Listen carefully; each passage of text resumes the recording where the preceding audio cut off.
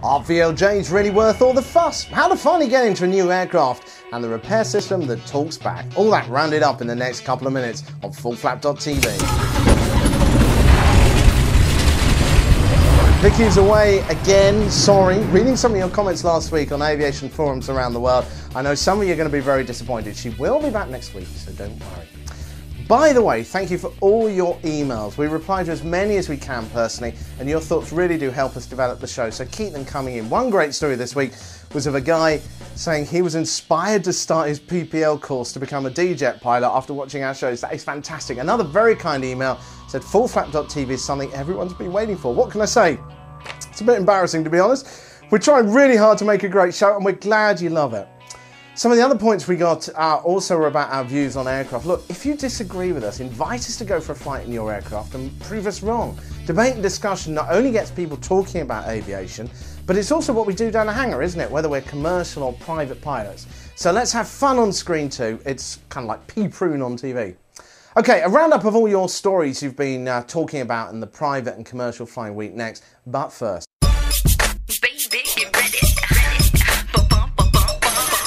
the Cirrus SJ50, the Vision, the Jet.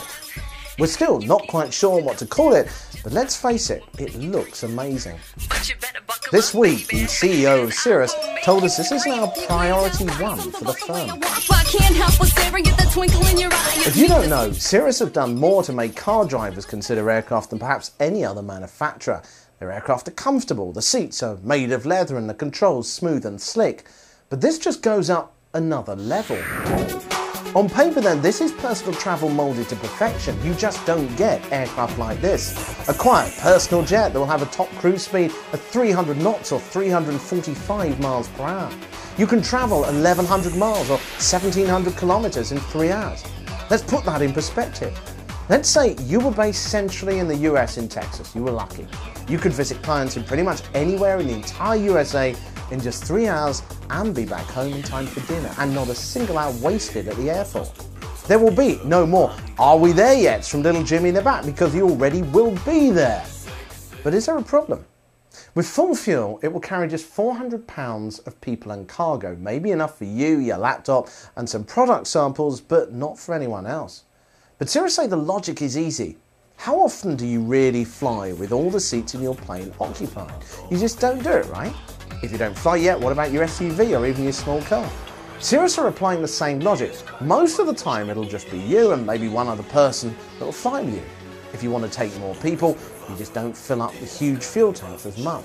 The firm say personal jet travel is the future, and that's why they're concentrating on it. Of course, all this is going to come at a cost, a $1 million cost. And you'll need special training too, although knowing Cirrus, they'll have made it staggeringly easy to fly. But you know what? Even with that price tag and more to get it fully kitted out, it's still going to be a very cheap and affordable personal jet. Now, we know at FullFlap.tv, prices quoted during development are rarely correct. We also know specifications are often guesstimates. But whatever the reality, when we finally get to go in one of these, you can't help but be impressed by what appears to be space-age travel for the consumer. We really ought to finish off with a power ballad and some shots of the aircraft, shouldn't we? It is Aviation TV after all. Okay, enough of that. Great aircraft, isn't it? And I want to thank the guys at Cirrus as well for giving us all those pictures and video. Coming up, is this the perfect aviator's holiday? But first, let's get some more stories you've been talking about over the past week. And you're going to love this first one. Have you ever worked on an aircraft, or if not perhaps on a car, and shouted something along the lines of, "How the f*** do I do that?" Well, boffins at the Seville CEIT-IK4 Technological Centre, catchy name, isn't it, are developing a new system that answers you back with the answer to your problem. It's voice activated. In fact, they're actually working on a special set of specs that will show you images of what you need to do as you do it. It's only being developed for the military at this stage, but no more reaching for manuals while your hands are covered in oil. Wouldn't that be awesome? Thanks to viewer Willem, who lives in Germany, for spotting that one. If you live in the southeast of the US, and Diamond, Cessna, Liberty, Piper and a whole load of others of big names are bringing their aircraft to you over the next few months, you can find a series of dates on the website there. There'll also be briefings on how to use the latest tax rules to make buying an aircraft even cheaper. Makes you wonder where all the commercial news is this week, but nothing really seems to be happening. We'll let you know next week any updates. Now, if you weren't at Sebring in Florida for US Sport Aviation Expo, then you won't know how well it went. I can tell you it was a great turnout, and it just proves the point that light sport aircraft class is transforming flying for newcomers. I was browsing through the web the other day as well, looking at what people were selling at the moment, and I came across this. No, don't laugh. It's actually for sale, and it's got a back seat too, so you can take your partner flying. I'm sure they'll appreciate that.